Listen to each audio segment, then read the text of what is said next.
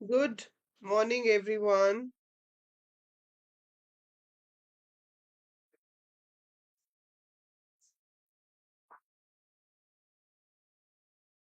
A very good morning to all of you.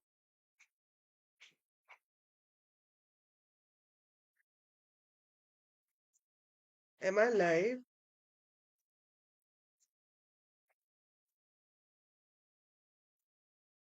Yes, I think so.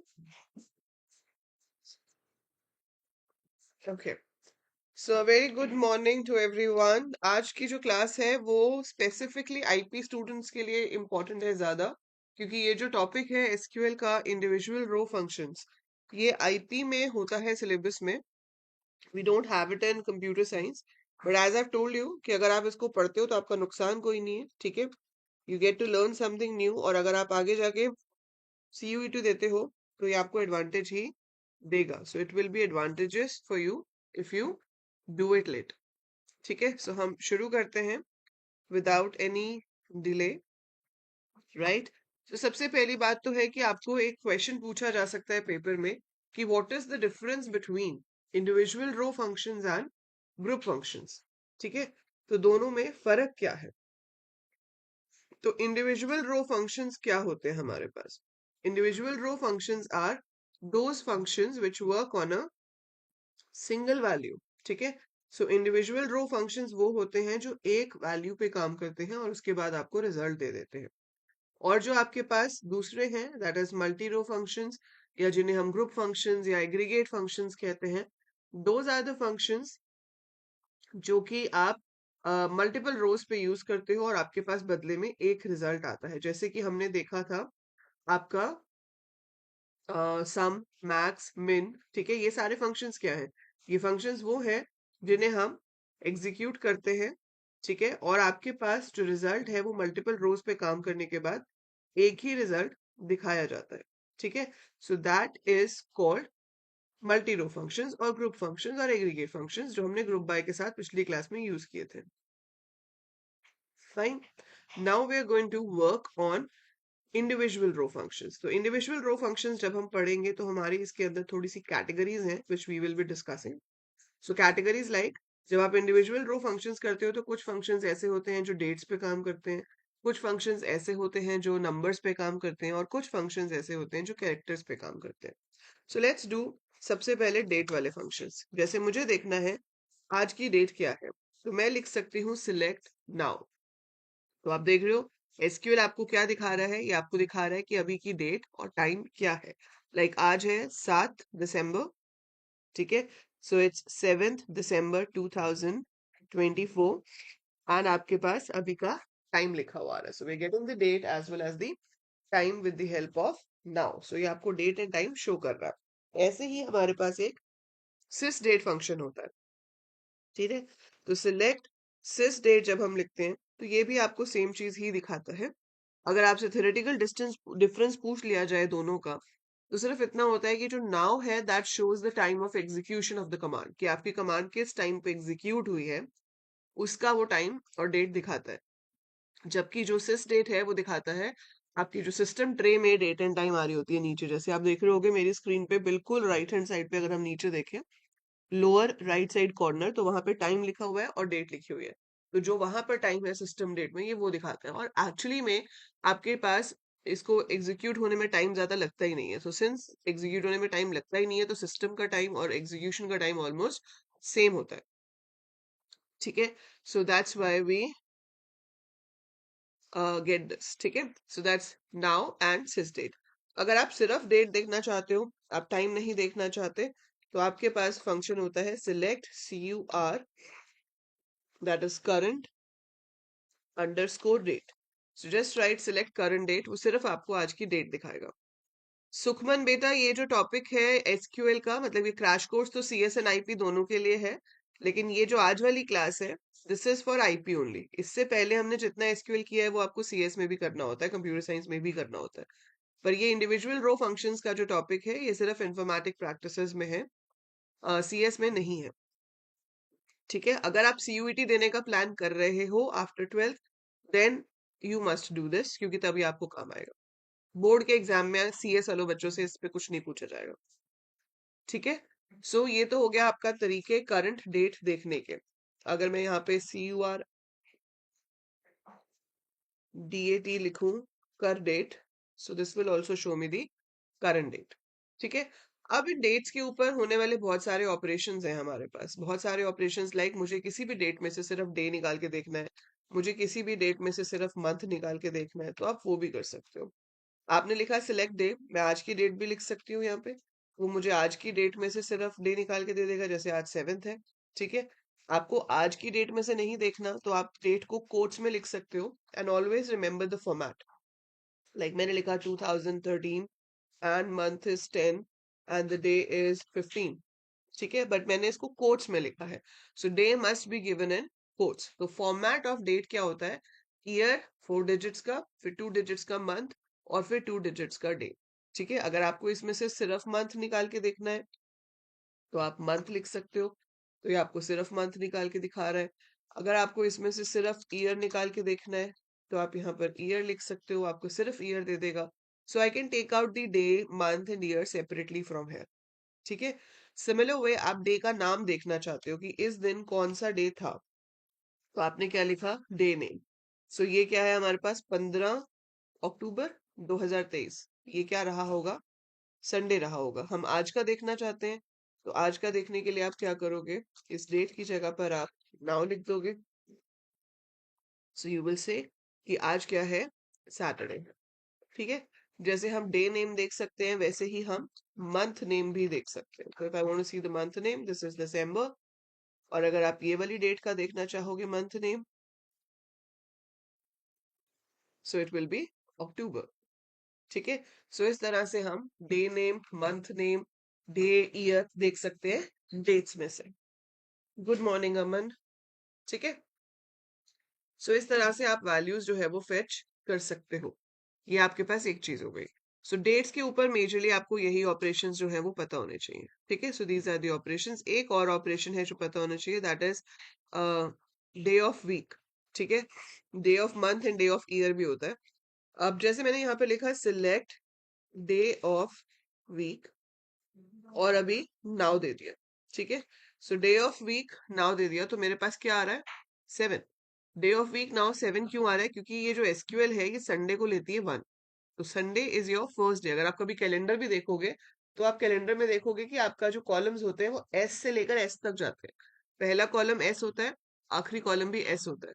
तो हम Sunday से Sunday तक जाते हैं, सो संडे से सैटरडे तक जाते हैं। सो first day is Sunday, second day is Monday, and the last day is Saturday. तो इसलिए वो सैटरडे पे 7 दिखा रहा है। ठीक है। तो संडे को वो क्या दिखाएगा? 1। सो डे ऑफ वीक का मतलब है कि हफ्ते का कौन सा दिन है। सो हफ्ते में पहला दिन जो माना जाता है वो संडे माना जाता है। ठीक है। So first day of the week is considered as Sunday, that is 1। Fine. Then you have 2, 3, 4 and so on. Similar way आप डे ऑफ मंथ भी देख सकते हो। डे ऑफ मंथ आज 7th है, तो इस महीने की 7th डेट है। ठीक है। अगर आप डे ऑफ ईयर देखोगे तो भाई ये तो आखिरी में ही आ जाएगा। अब आपके पास साल में 365 दिन होते हैं। ठीक है। 365 आज 7th है, ये साल खत्म होने में हमारे पास हार्डली 23 दिन रह गए, 23-24 दिन। अब मैं जो देखूंगी वो 365 माइनस 24 करके कुछ आएगा, शायद 23। सो this is 365 minus 23 which is 342। So it is 342th day of the year. तो आपको वो बताता है कि पूरे ईयर का कौन सा डे है ये। ठीक है। सो ये पूरे ईयर में से 342 वाला डे है।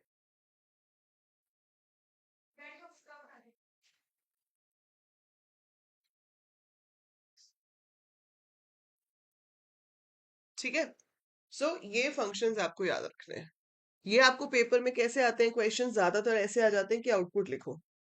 ठीक है। क्वेरी लिख के दी होती है और आपको बताना होता है कि इसका आउटपुट क्या है। तो that way you generally use it. So very rare you get it in the queries. But हाँ, ऐसे आ सकता है कि show all the products which were purchase in the 8th month. तो आप डेट ऑफ परचेज में से सिर्फ मंथ निकाल सकते हो और उसको चेक कर सकते हो कि वो 8 है या नहीं है। राइट। अभी मैं प्रैक्टिस कराऊंगी तो आपको समझ आएगा कि ये क्वेरीज कैसे लिखते हैं। सो ये तो हो गए डेट वाले फंक्शंस। अब आ जाते हैं नंबर्स पे। नंबर्स में सबसे पहला फंक्शन ऑब्वियसली हर लैंग्वेज में होता है स्क्वायर रूट। आपने यहाँ पे लिखा square root of 81, so it will give you the square root. Select sqrt 81, so it's giving me square root of 81 which is 9. ठीक है, ऐसे ही आप इसमें पावर निकाल सकते हो. Select power 2,6, that is 64. ठीक है, अब इसमें इंपॉर्टेंट फंक्शन जो है एक है मॉड. मॉड क्या करता है, रिमाइंडर निकाल के देता है. सो इफ यू हैव 12,5, अब 12 को 5 से डिवाइड करोगे तो रिमाइंडर बच जाएगा 2.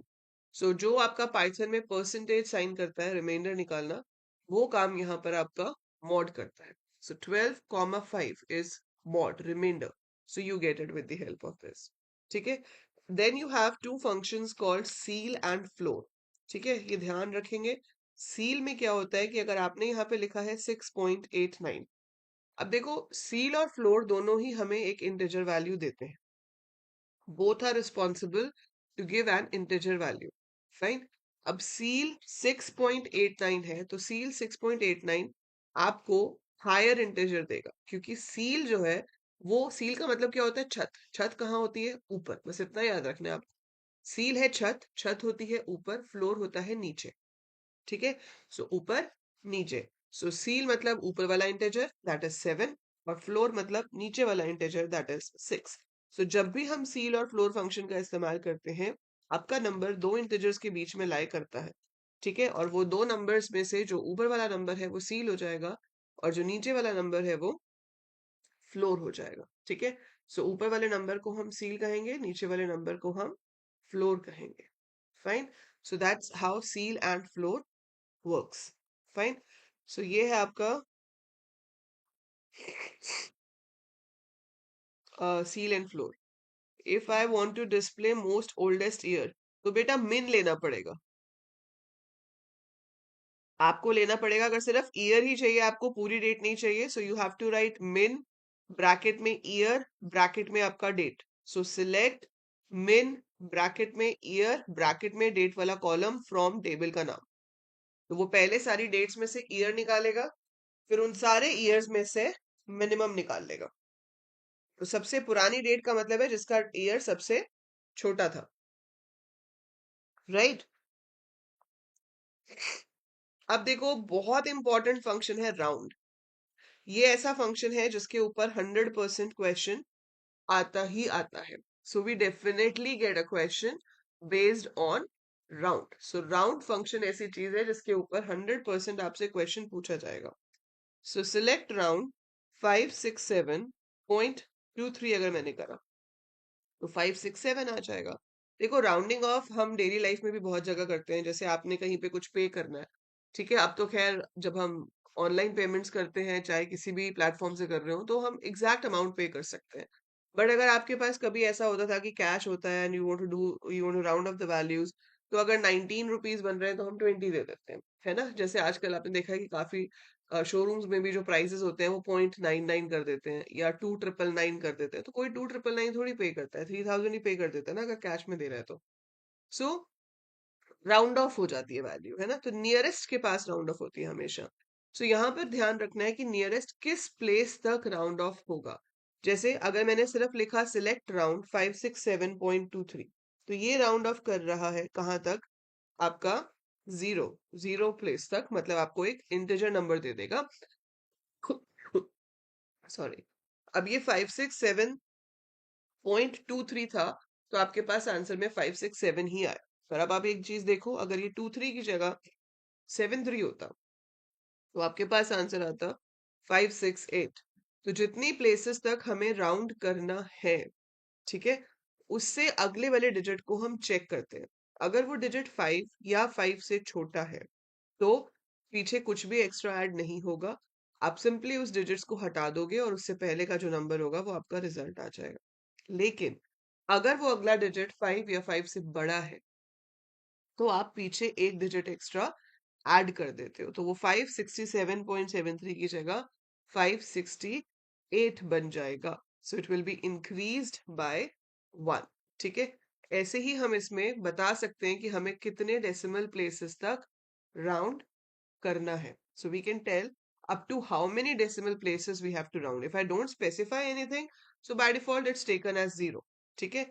लेकिन अगर आपको बताना हो कि आपको कितने डेसिमल प्लेसेस तक वैल्यू रखनी है, जैसे कि ये है, मैंने यहाँ पे अब कॉमा 2 दे दिया, एंटर प्रेस किया तो ये दिखा रहा है 567.74, because it is keeping up to 2 decimal places. तो डॉट के बाद 2 डिजिट्स रहेंगे, लेकिन जो तीसरा डिजिट है उसको हम चेक करेंगे कि वो क्या है। वो 6 है, 5 से बड़ा है, इसलिए पीछे एक ऐड हो जाएगा, 7 4 हो जाएगा 7 3 की जगह पर। ठीक है।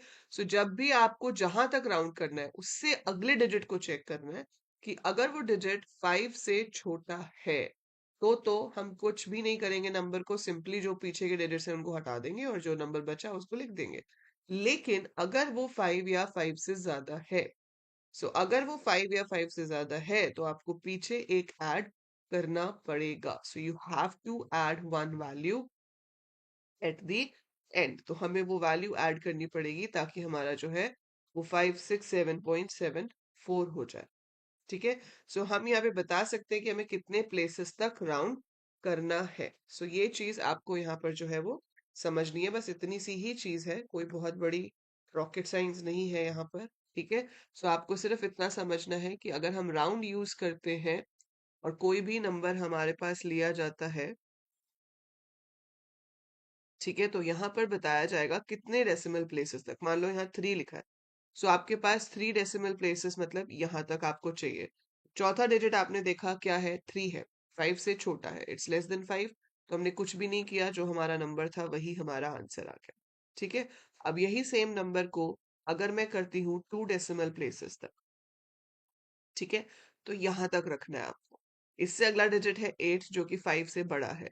5 से बड़ा है तो पीछे +1 हो जाएगा और आपका आंसर आएगा 8134.74। ठीक है। अगर आपके पास यही चीज 1 डेसिमल प्लेस तक करनी है तो you have to keep till here, so it will be 8134.7। क्यों? क्योंकि ये 3 है, लेस देन 5 है, तो पीछे कुछ भी ऐड नहीं होगा। अगर आप इसको 0 डेसिमल प्लेसेस तक कर रहे हो, आपने या तो 0 लिखा है या कुछ भी नहीं लिखा, तो हमें यहीं तक राउंड करना है, ये 7 है, ग्रेटर देन 5 है, तो पीछे एक ऐड होगा and your answer will be 8135। अब यहाँ तक तो चलो फिर भी बच्चों को समझ आ जाते हैं आराम से। ठीक है। प्रॉब्लम कब आती है? जब ये नेगेटिव हो जाए। तो आई डोंट नो, नेगेटिव में वैसे कोई भी कंफ्यूजन वाली बात नहीं है, बहुत ही सिंपल चीज है। नेगेटिव होने का मतलब क्या है कि नंबर हमेशा इंटीजर होगा, ये तो सोच ही लो।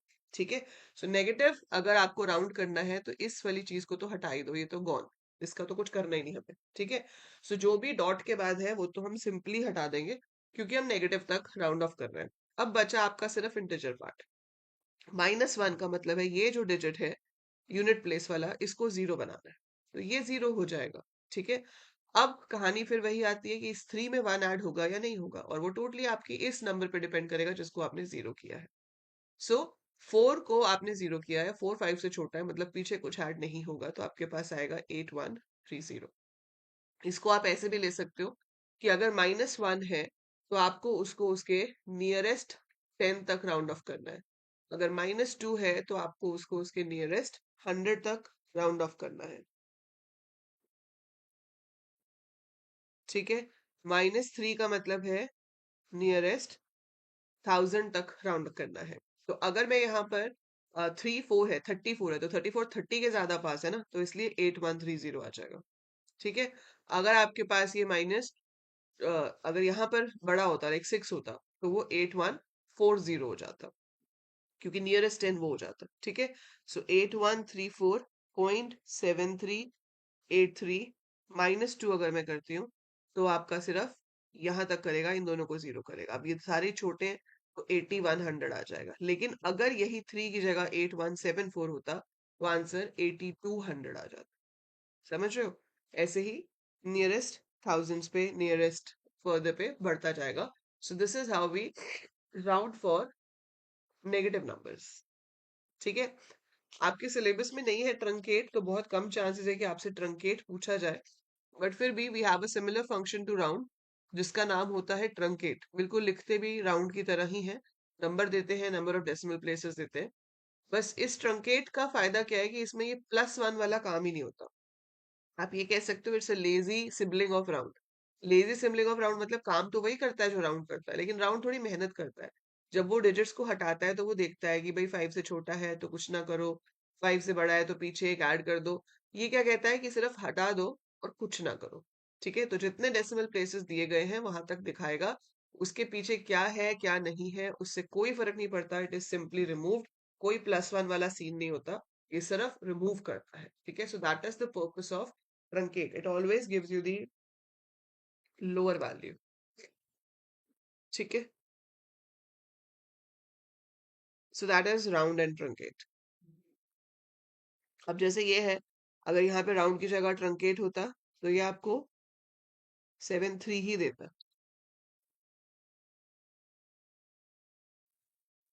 चलेगा ही नहीं इसके अंदर वैसे तो। अच्छा, ट्रंकेट की स्पेलिंग गलत लिख दी मैंने। ठीक है, सो वैसे भी आपका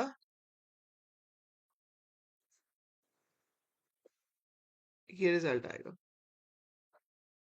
ठीक है जी, सो ये तो हो गए न्यूमेरिक फंक्शंस जो नंबर्स पे काम करते हैं। फिर तीसरी कैटेगरी है आपकी टेक्स्ट फंक्शंस की, जो टेक्स्ट पे काम करेंगे। जैसे कि अगर मुझे देखना है कि मेरे पास टोटल कैरेक्टर्स कितने हैं किसी भी वर्ड में, तो I have a function called length. Like मैंने लिखा सिलेक्ट लेंथ, और स्ट्रिंग है तो हमेशा कोट्स में ही आएगी, तो आपने लिखा सिलेक्ट लेंथ इंफॉर्मेशन सेमीकोलन। सो इंफॉर्मेशन के अंदर 11 लेटर्स है। आप इंफॉर्मेशन स्पेस प्रैक्टिसेस भी लिख सकते हो, तो आपके पास स्पेस भी एज अ कैरेक्टर काउंट होता है। So it counts space also as one of the characters. So length हमें बताता है नंबर ऑफ कैरेक्टर्स कितने हैं। देन अगर आपको अपनी स्ट्रिंग को कन्वर्ट कराना है अपर केस में, तो आप क्या करोगे? Select, we have two functions, हम यू केस भी लिख सकते हैं या हम अपर भी लिख सकते हैं। तो आप अपर लिखो या आप यू केस लिखो, एक ही बात है। सिमिलर वे आप लोअर लिखो या एल केस लिखो, एक ही बात है। तो मैं लोअर या एल केस यूज करके इसको कन्वर्ट कर सकती हूँ स्मॉल लेटर्स में। ठीक है, तो पूरा का पूरा स्मॉल में कन्वर्ट हो जाएगा। Very basic, very simple functions. ठीक है, अब अगर आपको स्ट्रिंग के अंदर से कुछ पार्ट को एक्सट्रैक्ट कराना है, so we have functions like left. अब मैं क्या चाहती हूँ कि मुझे इसमें से सिर्फ पहले 4 कैरेक्टर्स देखने हैं। तो मैंने यहाँ पर फंक्शन लिखा select left information comma 4। So what will it do? It will take out 4 characters from the left hand side. Left hand side का मतलब है from the beginning of the string. So it will take out 4 characters from the beginning of the string, and that will be INFO. Right? So left information comma 4. So that is info. Info will be displayed over here. तो यहाँ पर आपके left side से 4 characters आ गए। Similar way अगर आप right side से कोई कैरेक्टर्स पुट करना चाहते हो, तो आप यहाँ पे बता सकते हो कितने कैरेक्टर्स लेने हैं, and you can tell the direction कि मुझे राइट से फेच करने हैं। तो राइट से अगर हम लेंगे 5 characters, so it is ATION। Got it? So I'm getting characters from the left hand side, I'm getting characters from the right hand side. Similar way, अगर मुझे सिर्फ लेफ्ट राइट के पिक नहीं करने, मुझे बीच में से कहीं से भी पिक करने हैं, तो आपके पास 3 फंक्शंस है, तीनों सेम ही काम करते हैं। ठीक है, अब वो फंक्शंस क्या है? मिड लिख लो, सब str लिख लो, सब स्ट्रिंग लिख लो। It's the same thing, it is going to work the same way. तो आपको क्या करना होता है, इसका सिंटेक्स क्या होता है कि आप मिड लिखेंगे। ठीक है, अगेन पेपर में कैसा क्वेश्चन आता है? क्वेरी लिखी हुई है, आउटपुट बताओ। ठीक है, अब मैंने यहाँ लिखा 5 और यहाँ पे लिखा 3। इनका मतलब क्या है? So mid, then first you have to give the word, so word is information, then we have to tell from where to start, we have to tell the starting position, कहाँ से शुरू करना है। तो शुरू कहाँ से करना है? 5th कैरेक्टर से। कितने कैरेक्टर्स फेच करने हैं? 3। ठीक है, सो स्टार्ट करना है 5th पोजिशन से और फेच करने हैं 3 कैरेक्टर्स। अब यहाँ पर एक बड़ा कहानी में ट्विस्ट है। ट्विस्ट ये है यहाँ पर कि आप जब पाइथन पढ़ते हो तो हम हमेशा पढ़ते हैं कि जो पहला इंडेक्स होता है वो 0 होता है। चाहे आप आईपी से हो, चाहे आप सीएस से हो, जब भी हम ये चीज पढ़ते हैं, वी ऑलवेज स्टडी की स्ट्रिंग जो है वो 0 से शुरू हो रही है। लिस्ट का इंडेक्स जो है 0 से शुरू हो रहा है, सीरीज डेटा फ्रेम 0 से शुरू होते हैं। यहाँ पर आपको ये ध्यान रखना है कि जब आप स्ट्रिंग्स लोगे तो आपका पहला कैरेक्टर पोजिशन 1 पे होगा। Right, your first character is at position 1। So I जो है वो 1 पे है, फिर एन है 2 पे, फिर एफ है 3 पे, 4 पे है ओ, और 5 पे है आर। आर से शुरू करके 3 लेटर्स RMA फेच हो जाएगा। ठीक है। सो ऑलवेज रिमेंबर, और ये मिड ऐसा फंक्शन है जो हर साल पेपर में पूछा जाता है, वन और द अदर वे। मिड लिखा हो सकता है, सब str लिखा हो सकता है, या सब स्ट्रिंग लिखा हो सकता है। All three works at the same time. ठीक है, तीनों सेम टाइम पे काम करते हैं, सेम तरीके से काम करते हैं। सो हम देते हैं from where to start and how many characters you have to fetch. So if I give more characters, it will fetch more characters, right? If you give starting position as 7 and you write 7, if you don't have 7 letters after that, it's okay, जितने हैं वो उतने fetch कर लेगा। जैसे 7 से शुरू करके हैं ही 5, उसके बाद आपने 7 का है तो एरर नहीं आएगा, it will fetch those 7 letters only। ठीक है, और अगर बाय चांस आप इसके अंदर क्या करते हो, ये तो बता देते हो, एक ही नंबर देते हो, समहाउ आपने एक ही नंबर दिया, आपने दूसरा नंबर दिया ही नहीं। So if you don't give the second number, तो ये उसको कैसे एज्यूम कर लेता है कि जो फर्स्ट नंबर है वो स्टार्टिंग पोजीशन है, और सेकेंड नंबर हमने दिया ही नहीं है, तो लास्ट तक जितने भी कैरेक्टर्स हैं वो सब फेच होकर आ जाएंगे। सो it will fetch all the characters till the end. ठीक है। सो अब यहाँ पर हम क्या करना चाहते हैं, we write here let's say negative value, मैंने -3 लिख दिया। सो ये आपका सेम है पाइथन की तरह। -3 का मतलब है कि पीछे से 3 पोजिशन ION से लेकर एंड तक, तो it will give you ION। तो हम नेगेटिव भी दे सकते हैं, तो वो पीछे से थर्ड लास्ट कैरेक्टर से कैरेक्टर्स फेच करना शुरू करेगा। जैसे अगर मैंने यहाँ पर लिखा -5, 2, सो -5, 2 करने से क्या होगा, it will start from -5 which is A, और आपके वहां से 2 कैरेक्टर्स फेच होंगे which is AT। ठीक है, तो आप यहाँ पर मिड यूज करो, सब str यूज करो, या सब स्ट्रिंग यूज करो, एक ही बात है। ठीक है, they all work the same way, that is very important, ये किसी ना किसी तरीके से आपसे जरूर पूछा जाएगा। बेटा ये जो क्रैश कोर्स है Pranshu, it is working, it is there for CS and IP both. हमने अभी तक SQL पूरा कवर कर लिया है। It's the 6th day today, ये वाली क्लास IP के लिए है, बट इससे पहले की जो 5 क्लासेस हुई हैं that is both for CS and IP। आपका 2 मंथ्स का क्रैश कोर्स है, आप चैनल पे प्लेलिस्ट देख लो, I take live class every day except Sunday. ठीक है, सो आज के बाद आपकी नेक्स्ट क्लास होगी मंडे को सुबह 11:45 पे। So Monday morning will be having a class at 11:45 जिसमें हम कंप्यूटर नेटवर्क्स शुरू करेंगे, that is for computer science also. And Shivam is saying, ma'am, only one. बेटा कितने भी स्टूडेंट्स हो, for me one student is also equally important ना। मैंने आपको प्रॉमिस किया I will be completing the crash course, I am doing it. अब वो आपकी कंसिस्टेंसी है और आपकी डेडिकेशन है कि आप लोग अटेंड करते हो या नहीं करते हो। ठीक है, I am dedicated, and if I get the same kind of dedication from your side it would be a very good thing, है ना। So that will definitely give you the chance to have what you want, that is your perfect score। Even ये तो उन बच्चों के लिए भी बहुत सही है जिन्होंने अभी तक पढ़ना ही नहीं शुरू किया। तो अगर आप उनमें से हो जिन्होंने अभी तक IP और CS को ध्यान ही नहीं दिया था, आपको लग रहा था ये तो हो जाएगा, ठीक है, इट्स एन एडिशनल सब्जेक्ट और वट एवर रीजन जिसकी वजह से आपने अभी तक ध्यान नहीं दिया, तो अगर आप अभी भी इस क्रैश कोर्स से भी पढ़ना शुरू करते हो तो भी आप बहुत अच्छा स्कोर ला सकते हो अपने बोर्ड एग्जाम तक। ठीक है, सो अगर आप अभी नए हो, फर्स्ट टाइम देख रहे हो ये वीडियो, तो चैनल को सब्सक्राइब कर लो एंड इस क्रैश कोर्स को रिलीजियसली फॉलो करो।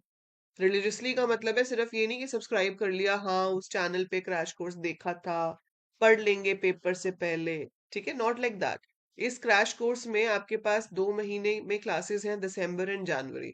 अगर इस क्रैश कोर्स के अंदर जितनी भी वीडियोस होंगे, I guess around we'll have 40 to 50 videos in this, अगर हम संडेज निकाल दें और बीच में न्यू ईयर एंड ऑल निकाल के देखें, तो 60 दिन होते हैं आपके पास 2 महीने में। 60 दिन में से 40 दिन तो फॉर श्योर क्लास होगी ना, सो 40 डेज तो आपके पास 100% है ही।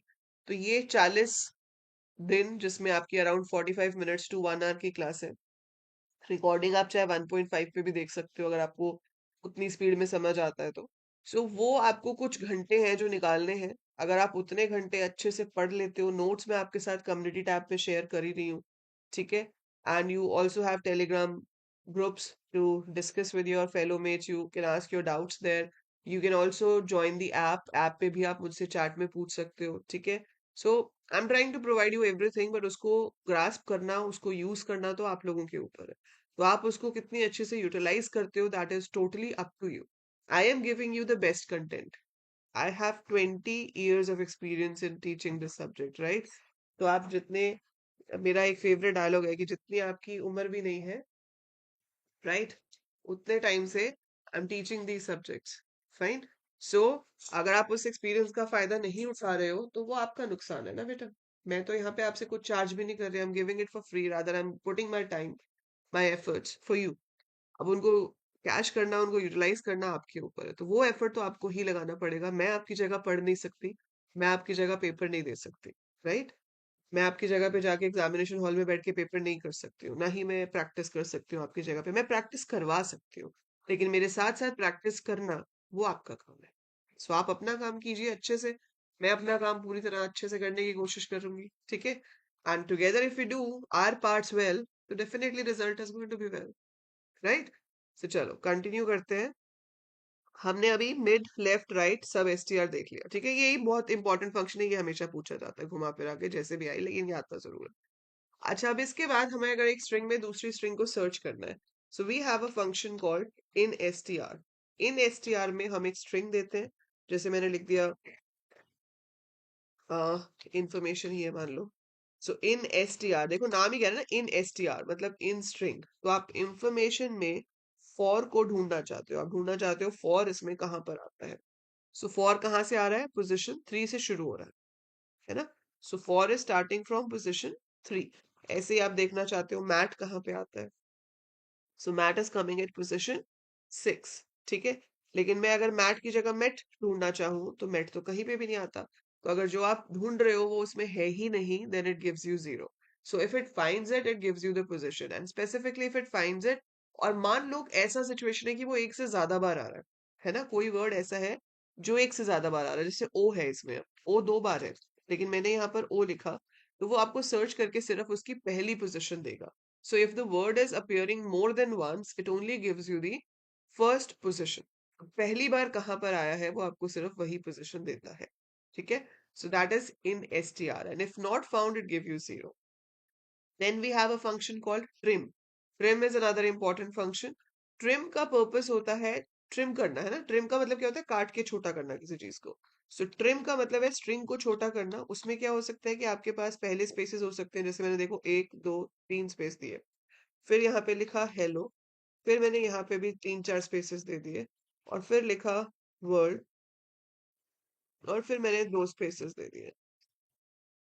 अब अगर मैं इसको ऐसे देखती हूँ, तो ये मुझे दिखा रहा है हेलो वर्ल्ड। अब मुझे क्या पता चलेगा कि स्पेसेस आ रहे हैं या नहीं आ रहे? तो हम एक काम और करते हैं, हम यहाँ पर क्या करते हैं, ट्रिम की जगह पहले लेंथ लगा लेते हैं।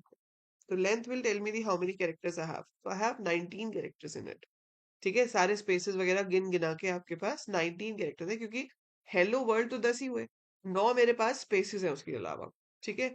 अब आप क्या चाहते हो? आप स्पेसेस को रिमूव करना चाहते हो। आपने यहाँ पे लिखा ट्रिम, ट्रिम लिखा, और फिर ट्रिम होके जो आया उसकी आपने लेंथ निकाली, तो आपके पास आई 14। क्यों? हेलो वर्ल्ड और उसके बीच में जो 4 स्पेसेस है वो आए, बीच के स्पेसेस नहीं हटते ट्रिम से। सो ट्रिम स्पेसेस कहाँ से हटा रहा है? स्ट्रिंग के आगे से, स्ट्रिंग के पीछे से। तो स्ट्रिंग के शुरू में से स्पेसेस हट गए, स्ट्रिंग के पीछे से स्पेसेस हट गए, बीच वाले स्पेसेस को कुछ नहीं होता, ठीक है? अगर आप एल ट्रिम करते हो तो सिर्फ लेफ्ट साइड से स्पेसेस हटेंगे, पीछे वाले हैं, ठीक है? और अगर मैं आर ट्रिम करती हूँ तो आपके पीछे वाले स्पेसेस हटेंगे। तो इनका एक स्पेसिफिक टर्म है, जो आगे वाले स्पेसेस है उनको हम कहते हैं लीडिंग स्पेसेस, ठीक है? और जो पीछे वाले स्पेसेस है उनको कहते हैं ट्रेलिंग स्पेसेस। तो आपसे ऐसा फिल इन द ब्लैंक या एमसीक्यू पूछा जा सकता है, which of the following function is used to remove the trailing spaces. अब अगर आपको ट्रेलिंग आपने सुना ही नहीं है पहले, तो आप तो सोचोगे पता नहीं क्या ही पूछ लिया ये।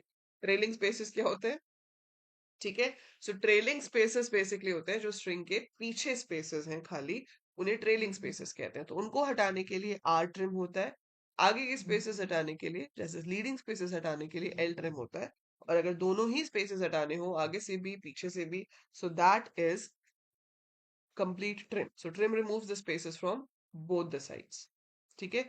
सो ये आपके कुछ स्ट्रिंग फंक्शंस हैं जो हम यूज करते हैं इन एसटीआर, ट्रिम, सब स्ट्रिंग। ये बहुत ही इंपॉर्टेंट है, इसके अलावा लेंथ, टू अपर, ये सब आपको पता होनी चाहिए।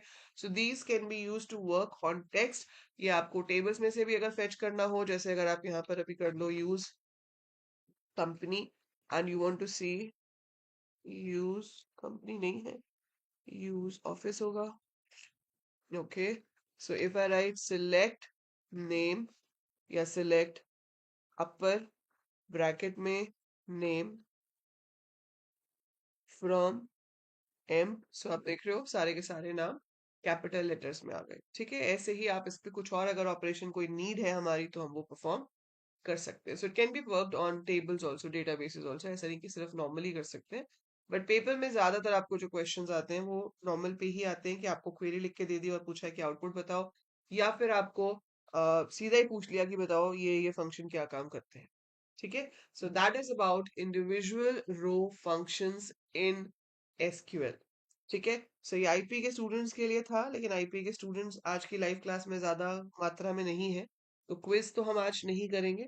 But definitely we'll be having a master quiz on coming week. In coming week, we'll have a quiz where we will be practicing all these questions. तो make sure कि आप लोग वो quiz attend करें ताकि आपको मजा भी आए question solve करने में और हमें भी पता चले कि कौन कितने पानी में है. ठीक है, सो कहाँ तक पहुंचे हैं आप लोग, जो क्लासेस हो रही हैं उसका कितना फायदा उठा रहे हैं, कितना सीख रहे हैं. सो that is it for today. आज हमने यही करना था. सो अगर आपको वीडियो यूजफुल लगी हो so do click on the like button and share the video with all your classmates, all your friends, and please share the channel with your juniors. If you feel कि आपको इस channel से कुछ फायदा मिल रहा है, it's helping you to prepare for your this thing, for your board exams, तो आप अपने juniors के साथ भी इसको share कीजिए ताकि आपके juniors अभी से subscribe कर सकें और 12th class में शुरू से ही बहुत अच्छे से प्रिपेयर कर सके. So do spread a word. ठीक है, so for all the effort, all the content I am providing you, आपसे सिर्फ एक ही चीज चाहिए बदले में, एक नहीं दो चीजें चाहिए बदले में. एक कि आप जो कंटेंट में दे रही हूँ उसको अच्छे से ऑब्जर्व करें, उसको एब्जॉर्ब करके अच्छे से प्रैक्टिस करें. That is one thing. Second is please share the channel. ठीक है, सो शेयर द चैनल जितना आप कर सकते हैं अपने friends के साथ, juniors के साथ, so that people should know that yes, something like this is there on YouTube, right? So thank you.